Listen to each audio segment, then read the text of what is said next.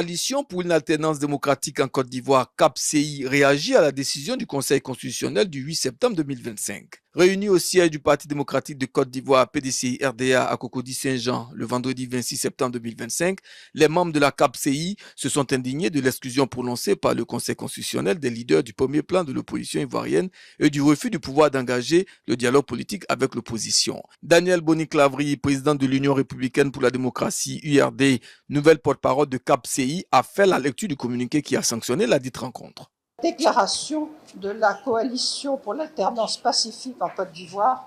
suite à la publication de la liste des candidats aux élections du 25 octobre 2025.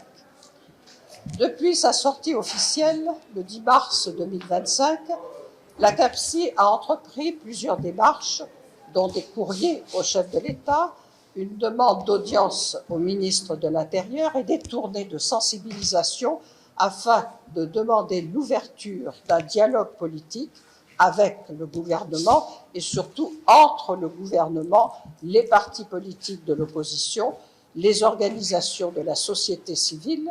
en vue d'engager les réformes permettant d'avoir des élections justes, transparentes, inclusives,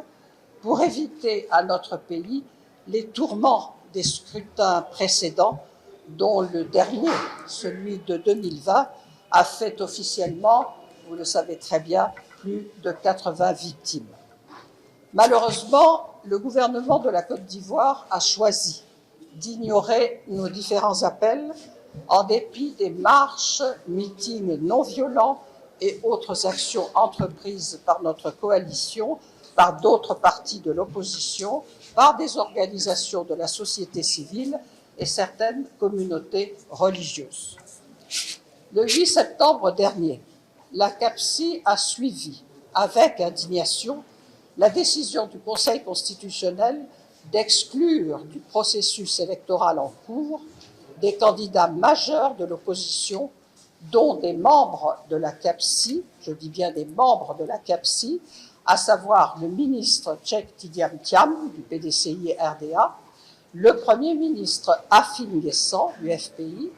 et le président Laurent Gbagbo du PPACI, ces personnalités exclues contestant toute l'invalidation de leur candidature. De plus, le président sortant, dont le troisième mandat, largement contesté en 2020, a vu son dossier validé pour une quatrième candidature, ceci au mépris de notre Constitution, notamment de l'article 55, qui consacre le principe de la limitation des mandats présidentiels à deux mandats. Ces décisions du Conseil constitutionnel et le refus du dialogue politique, loin de renforcer notre démocratie, portent gravement atteinte au droit de chaque citoyen de choisir librement ses dirigeants. Elles soulèvent aussi un doute légitime sur la transparence du scrutin du 25 octobre prochain. Elles créent une injustice manifeste, installent un climat de frustration et de division dans notre pays, avec en prime une remise en cause de la crédibilité des institutions censées garantir les principes de l'état de droit. La coalition pour l'alternance pacifique en Côte d'Ivoire note la validation de la candidature de Mme Simone Eivé Gbagbo, présidente du MGC, première porte-parole de la CAP-CI, et la proposition qu'elle fait de se faire représenter au sein de notre coalition afin de pouvoir se consacrer totalement à sa campagne électorale. Aussi, la parole de la CAP-CI sera dorénavant portée principalement par moi-même, Daniel Boni-Clavry, présidente de l'URD et jusque-là deuxième porte-parole. En conformité avec son objet, la CAP-CI réaffirme son engagement à organiser l'unité d'action des partis politiques de l'opposition en faveur des réformes électorales susceptibles de garantir des élections inclusives, libres, justes, transparentes et apaisées. La CAPSI est solidaire du Front commun dans son combat et invite toute l'opposition, ainsi que tous les citoyens ivoiriens, à s'unir. À s'unir pour dire non aux injustices, à l'exclusion et à l'instrumentalisation de nos institutions.